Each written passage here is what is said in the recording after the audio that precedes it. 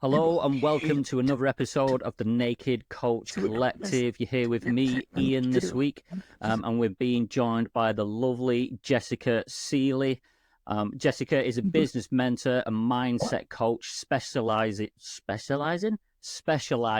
in shadow work and simple marketing sales strategies to help you create more financial abundance through your business, obtain inner peace, and have a better life. Jessica, welcome to the show. Hi, thank you so much for having You're me. I'm welcome. happy to Thank you be for agreeing here. to join us. Considering we're very small and we're only just starting, it's a pleasure to have you on. Thank you.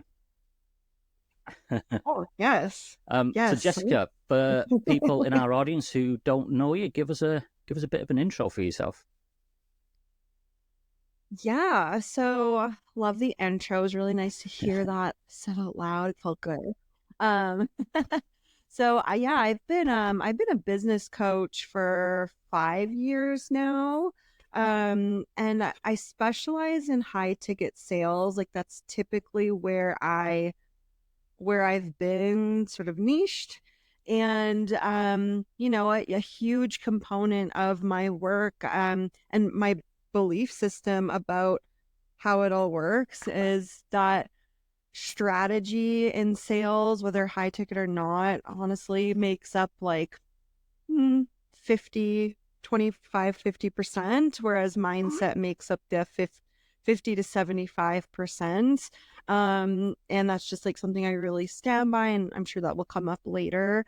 But to make a long story short, the reason why, like, I mean, gosh, I've done it all in terms of what I teach around this. And I've helped, I can't even tell you how many people with this now, like hundreds and hundreds of people sell their high ticket programs. Also, I've helped them scale. But the one thing that I've seen over and over again is just how much entrepreneurship can really amplify a lot of Mm, struggles that we have inside of ourselves. And I found that particularly interesting. And then that could really make or break a strategy. So that's why I started really getting curious about the mindset side and started really learning a lot of different tools and techniques to help support the strategic efforts when it comes to high ticket sales mainly, but scaling too. I'm also a mom. I feel like I just always need to say that because I feel like that's a huge part of my identity, as well as just like soft girl era, like peace, chilling, leisure. Like I love my free time. We have to know that about me to get the full picture. well, I mean, I don't have kids, so I can't relate to that. But I'm a dog dad, so you know that's almost That's the same, perfect. I isn't it? used to identify as cat mom. So, Yeah. Jessica, tell us how you got into coaching. What was your starting point?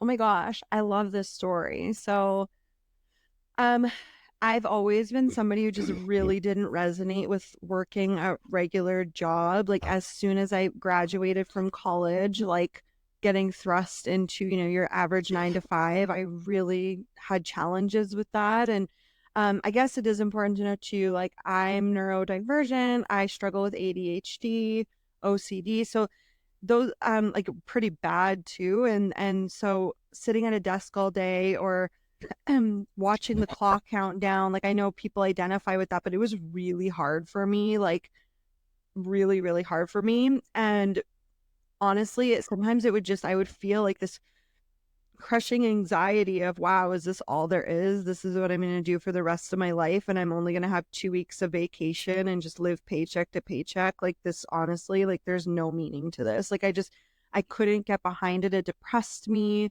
Like actually, I like went through like really bad depression, anxiety, things like that. Um, and I don't know like how like the Facebook ads found me, but I started getting targeted for Facebook ads about like kind of ominous, like starting your own business. I ended up finding out later that was like for virtual assisting, like, you know, virtual assistant Mm, coaches essentially helping you start a virtual assistant business. And I tried that for like a day. It didn't work. That was not for me. But anyway, because I started getting like kind of looking into this stuff a bit more, I started getting more and more ads pushed to me. And then eventually an ad got pushed to me about starting a coaching business. And I was like, that's interesting, because I only thought that there were like life coaches and sports coaches. And then, I went through the whole funnel. It was like a freebie about finding your niche and creating your offer. It was so funny. And so I did it. I did the workbook, and I'm like, wait, I think I found my calling. I think this is actually it. Like, I get to work for myself. I get to help other people. I have a niche that makes sense, which at the time was business coaching for people who wanted to leave their full-time jobs. And I just honestly, like, I'm somebody who just takes action pretty immediately. I don't think about things very like strongly. I just do.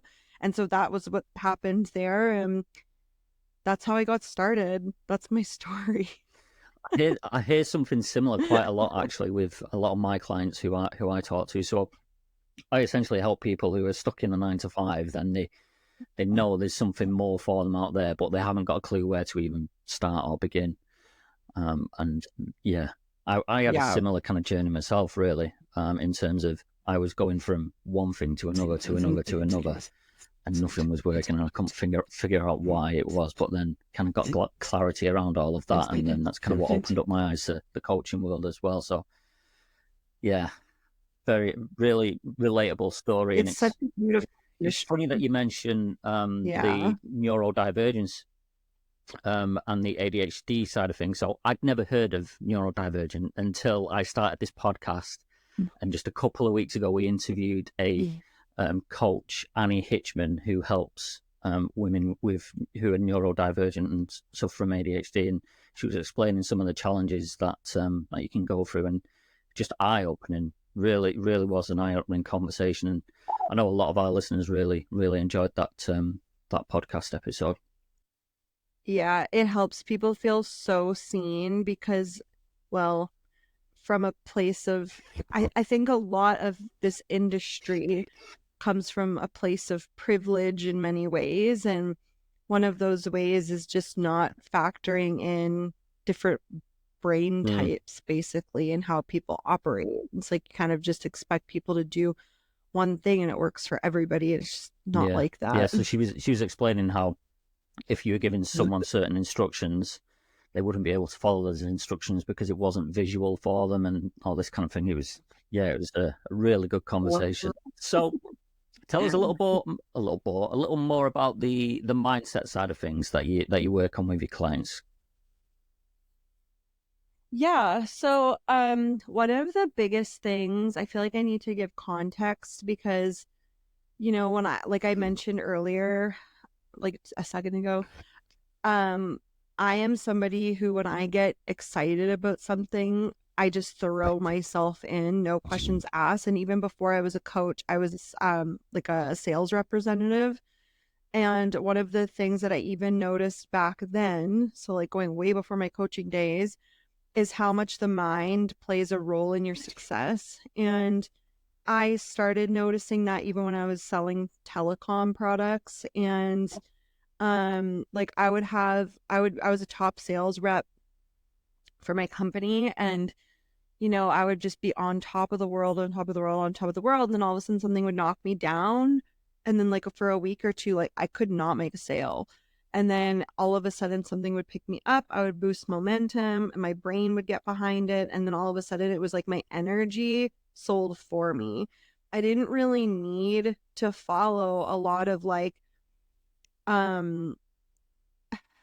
don't know if advice is the right word, but like criteria or guidance, things like that about like how to sell more product. Like I could sell with my energy and my conviction. And I guess there's like pros and cons to that, which I don't need to get into right now, but it's just like energy can't always be the thing that sells for you. That's not always like sustainable. So then, when I started getting into coaching, I was so blind and naive when I first started because it was so easy for me to get started. I only had a struggle period for 2 months before I started booking high ticket clients and selling out my offer super fast. And it was just a string of successes after that with like a couple little setbacks. But like I was really solid for a really long time. But one thing that that wasn't permanent. We can talk about that later. But like through that period where I was really solid, I was also very naive because I started bringing on a lot of clients and I started realizing that not everybody was taking action the way that I did. And it was just like, oh, this is interesting. Like, so I ended up getting certified, which I mean, kind of backwards, but you know, I thrust myself into it with my knowledge and then got certified after because I started realizing that so many people had so many mindset limitations and I didn't know how to handle it. Like, I was just going to help you like create your program and like sell it on Facebook. Like, you know what I mean? But then all of a sudden, people had all these really heavy things that they were bringing or feelings of not being good enough or comparing themselves to everybody around them. And I'm like, I am not qualified for this. And it just felt like really big and bigger than I could handle. And so I went and got like certification and coaching. Um, and then that helped a bit. And then I started really immersing myself in my own mindset journey at the same time, which helped me help them more. But it recently got another like improvement because through my own struggles in my business, which I've had over the past couple of years, I've really had to stretch myself and like it's been rough. And then I was noticing it in my clients like in a really, really deep, heavy way, just like with some shifts in the industry and stuff. Like I was a part of a big boom. And I just like again felt like I didn't know how to handle everybody's stuff, including my own. And I'm just like, what is happening? Like I can't do this. And then so I invested in another certification, NLP. I'm not done that yet, so I'm not like totally qualified to talk about that, but I also learned I've been learning a lot about shadow work, which is like the most insane realization that like literally this could be the answer to every single limitation for an entrepreneur. And I'm just like finally like there's something that like an actual something that you can hold on to that can help people essentially, for lack of a better phrase, get out of their own way and not suffer from all of these things that are holding them back. But more than that, even like, and I mentioned this at the beginning, I think that entrepreneurship has a way of really bringing up a lot of like just challenging stuff, like honestly trauma in a lot of ways. And it can be very hard to hold all of that. And like, I don't know, when you think about like helping somebody with like, say, sales, like I do, but then you can't, it becomes almost unethical to like not like acknowledge these really challenging things that people are going through that's preventing them from being able to sell. And so learning that was a total game changer for me. Yeah, that's neuro-linguistic programming is really, I mean, just reading about it is so interesting in itself, but to actually kind of go through it as well is really fascinating. And yeah, the kind of light bulb moments that you have on the journey going through it just on your own as well is really good. You touched on there the kind of things that get brought up with your clients. Are you all right just to talk about a couple of examples as to what people kind of go through? Is that okay? Yeah, absolutely. So the biggest one is imposter syndrome. Like that is the biggest one that people face. And I mean, I feel like that's pretty common. You can start an online business, and, you know, all of a sudden be met with these feelings of just inferiority everywhere you turn. And so that feelings of being a fraud, like they're not good enough for this, they need more experience, like who are they to teach on these things, like that's a big one. Those are common. Comparison, like that's another one, but that also, like the real phrase if you actually look at it, is like envy or, you know, jealousy. So that's how comparison actually shows up, where it's like, you want what somebody else has, or, it can also go another way where like you can't handle the idea of like, for example, like a client hiring your coach or something, like people taking away business from you, things like that shows up a lot. Constantly like comparing yourself and um like been like doom scrolling on Instagram and stuff, and just like obsessing over somebody else's account and wondering like how they're so smart, how they're saying these things, how they're coming up with these ideas, and then all of a sudden that starts to look like you mirror them by accident, because you're just like so caught up in their stuff instead of your own. um and then ones that just aren't like as commonly known, they're more, I would say, subconscious, is things like greed or entitlement or laziness. Those things come up a lot, but they're usually not like, people are usually aware of those things. They're not like, oh, I'm being greedy. They're saying like, oh, why aren't people buying from me? Like, I'm freaking out. I only had 2 people in. Like, or another one is like, I just had a client get married and she was like feeling some type of way about taking a week off because she was launching. And she's like, I'm afraid I'm going to lose all my momentum. But it's like, what I hear is you're actually being greedy.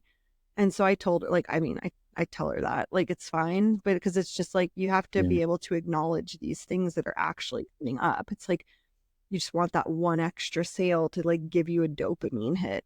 So it gets pretty deep. Yeah, I found, I mean, some of my own personal ones that came up was the, who am I to help these people? Um, and Mm-hmm. there's one that consistently comes up with a lot of my clients, and it's the fact that they feel alone on their journey. Like, and some of Mm-hmm. them are scared to like put it out there and tell the family that this is something that they want to do and that they're investing in a coach to be able to help them get over that hurdle and take the first step. So those are kind of some of the examples that I've come across, and I think the lonely one really kind of strikes a chord with me from my side, because I kind of felt similar as well, because no one I know really before I got into coaching wanted to do anything like this. My kind of friend circle, group of people I was with, no one was doing anything like this. They've just got the 9 to 5, and I Yeah. need 9 to 5 as well. And it's just like, it's got to be something more out there. There has to be something more out there for me. Yeah. And then that's how I got into coaching and met the people that I host a podcast with now. And it's, for me, it's about making sure you try and find that community of people to help you along the way. Um, Absolutely. so what are some of the challenges that you've had along your journey then, Jessica? Oh, oh man. Yeah. So, I mean, it's called the Naked Coach Yeah, Collective exactly. for a reason, right? Yeah. Okay. The biggest challenges for me, like, have always kind of shown up in themes.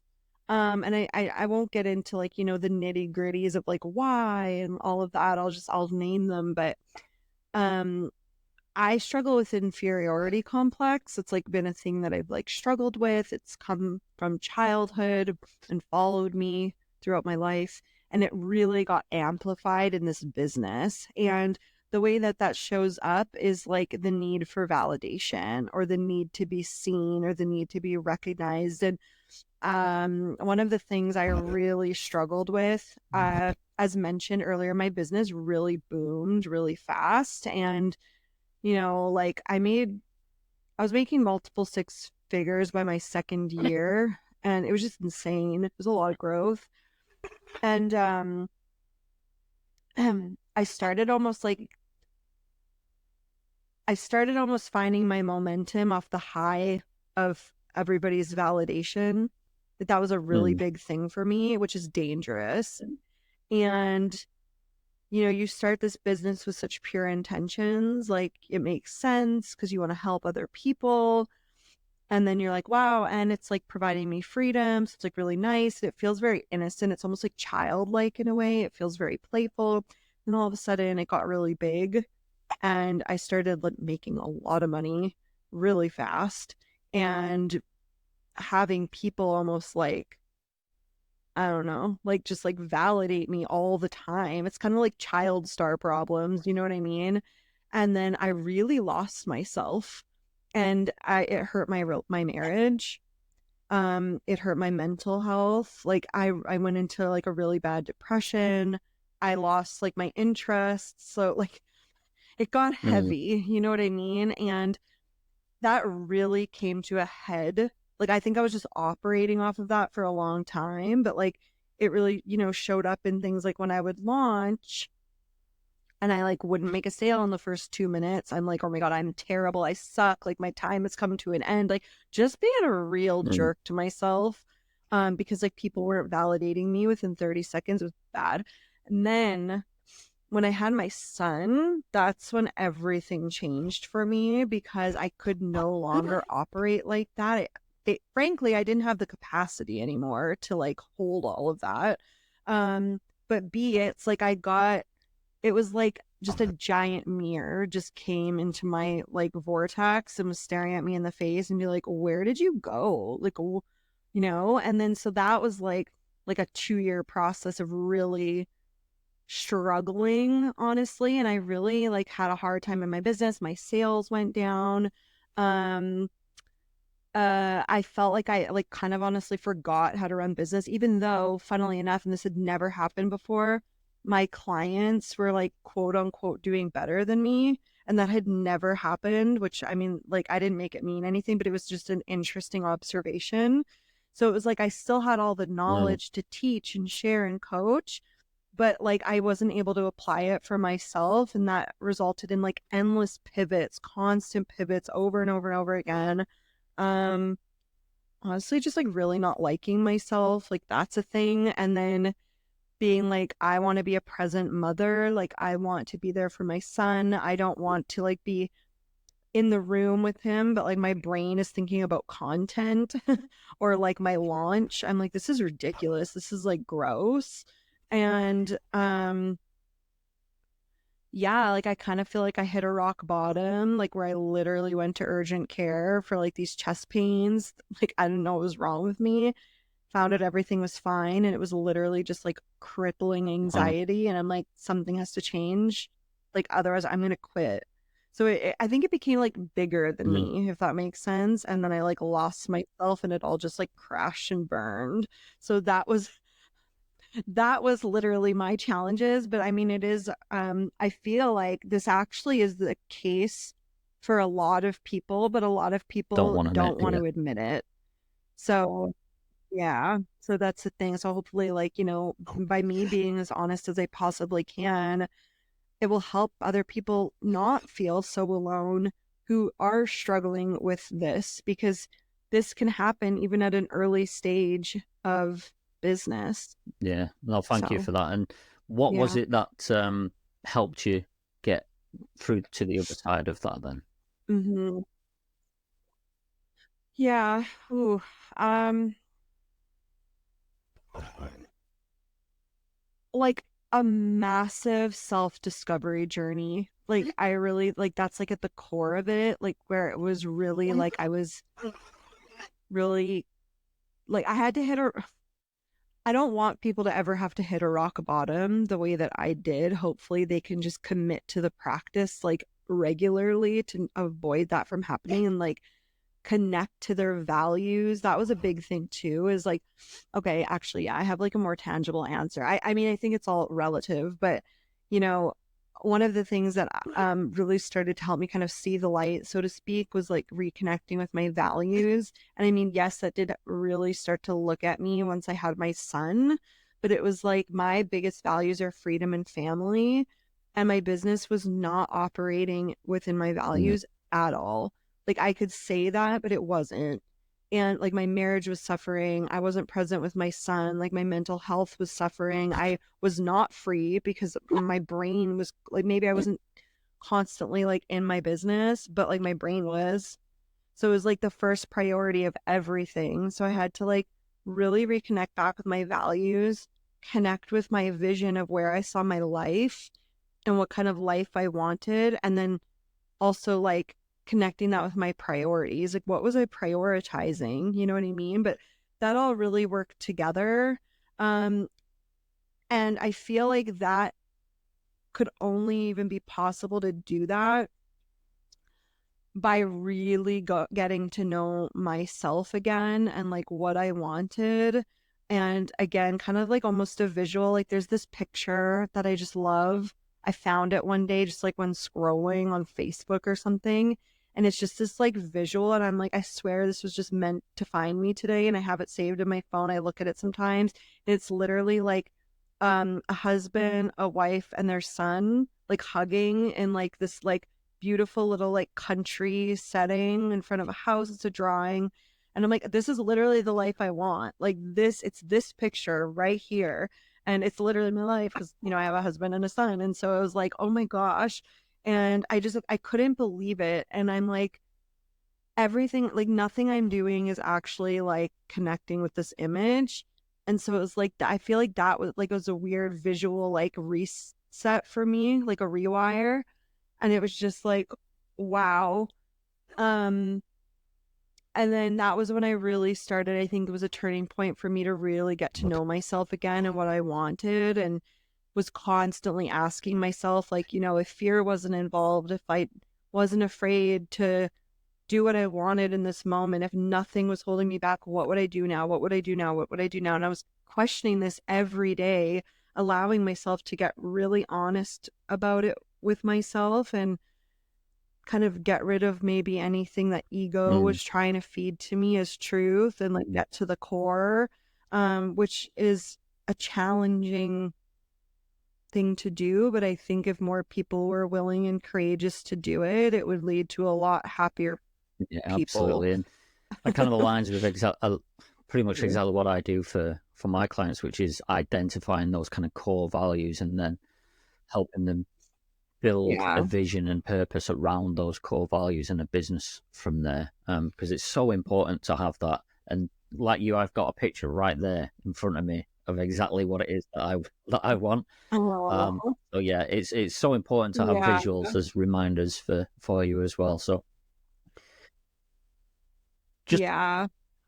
yeah, go on. And I was going to say No, go on. too, oh, sorry. I was going to say too, in the topic of NLP, that kind of just reminds me because, you know, you can, that's like what I've learned anyway, it's like an Mm, anchoring process as well. And so something like I know could be really helpful for anybody who resonates is, you know, when you feel yourself slipping, and it's like good that you help people with that at the core because they could always have that, like, and if they have that visual, they have that to at least anchor into to bring them back, because the truth is this industry really can make people yeah, lose themselves if they get caught up in the wrong things. yeah, So exactly.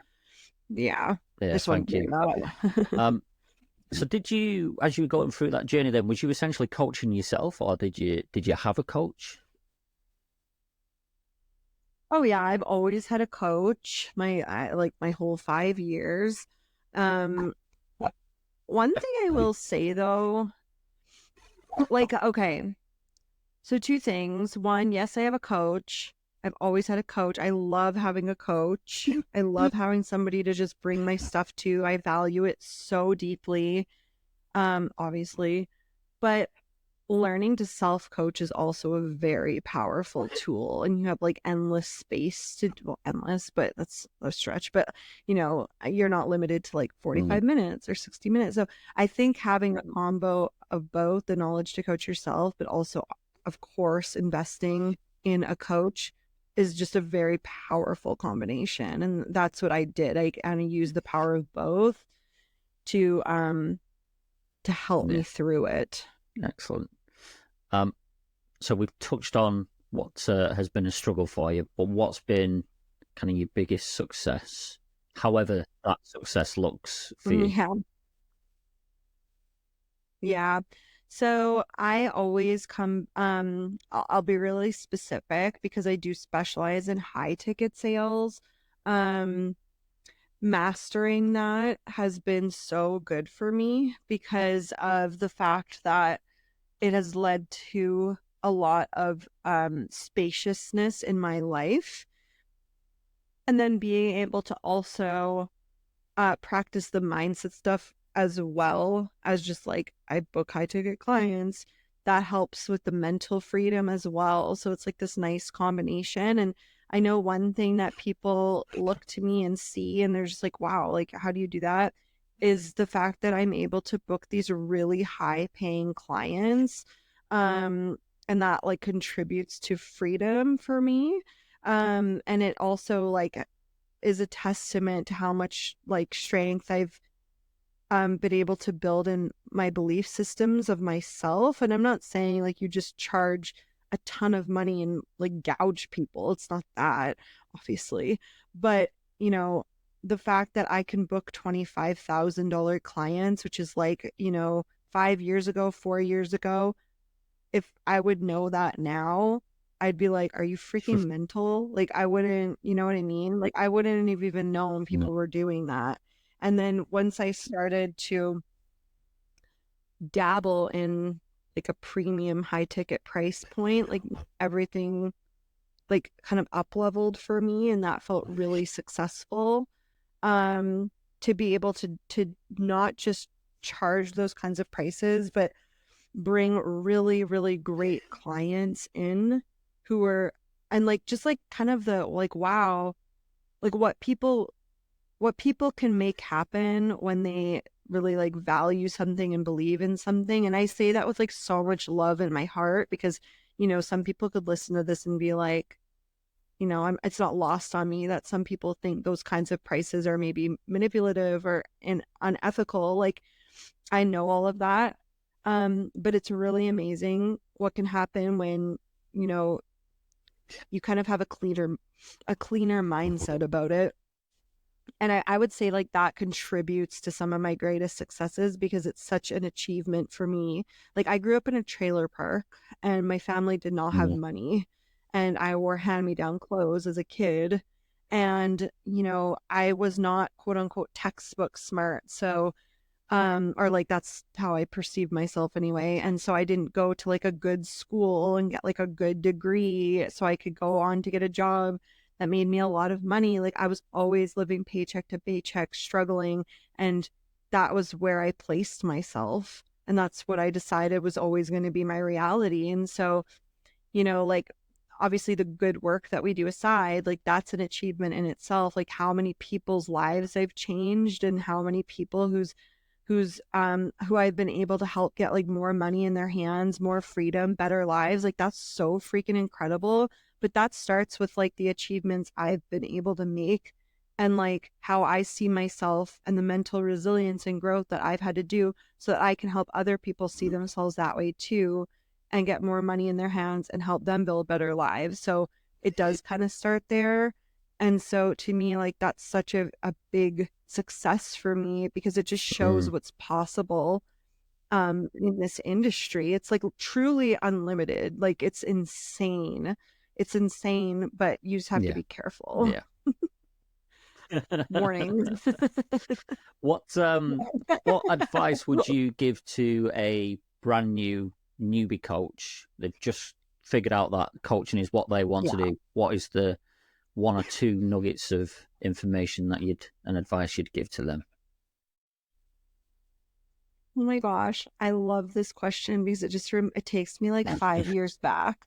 So I honestly, I would say that you want to make sure I'm in a multi-passionate membership. I feel like I need to put an asterisk on this, what I'm about to say, because I'm a multi-passionate. I love doing all the things. But one thing when you're first starting out and you're trying to build credibility is to really hone in on the one thing you're really, really good at and like you've essentially mastered. So, because that's gonna set you up for success right away. A lot of people who are new in coaching, for example, life coaching, they're like, well, I can help everybody and I can help them do all the things. I can help them with relationships, their weight, feeling fulfilled, their career. It's like that's a lot to have to market and it's going to lead to imposter syndrome, confusion, lack of creativity. You're never going to know what to talk about. So I would say to like really think about, I don't know if like if traits is the right word, but really think about like what lights you up. It's not necessarily about like the type of person you're targeting right now, but it's just more like what areas of focus like do you feel like maybe you have mastery over and that you have a story for and that you are really, really good at, and like start there and hone in on that and get really good at that. Because it's just going to make it so much easier to market because you can talk about like one thing in many different angles. The second thing is build a community around your topic. So, um, you know, I'm I'm specialist in online marketing, not in person, but it's like, um, so you want to be able to build a community of people who really like value what you're saying and trust you around your topic. And the way that I would honestly do that is to just start by giving for free in your content, get practice too. Like practice is always going to be good and it's going to help you to build connections. And like I still do that 5 years in. Like I just offered a bunch of free coaching calls. It's like you're never really beyond that. So, these are things that you can do to help like build your credibility, get practice, get better, put yourself out there, but like build a community through your content too on a platform of your choice, 1 to 2, doesn't need to be all of them. But like where your audience is hanging out, and like give a value driven experience through your content. Just give for like a while, like maybe a couple months even. And then you never know where that will lead, but then once you have the community, the content, the niche, the trust, that's when people will start wanting to buy from you. So then it makes sense to start selling your offer, which you should create an offer as well. So like create your offer and create the messaging for the offer, and it gets to be very simple. So it's just like know who it's for, know what problems your offer solves, know how it acts as a solution and what you do to get them to where they want to be, as well as of course what they want as an outcome from that offer. And you would like the length would be however long the transformation takes.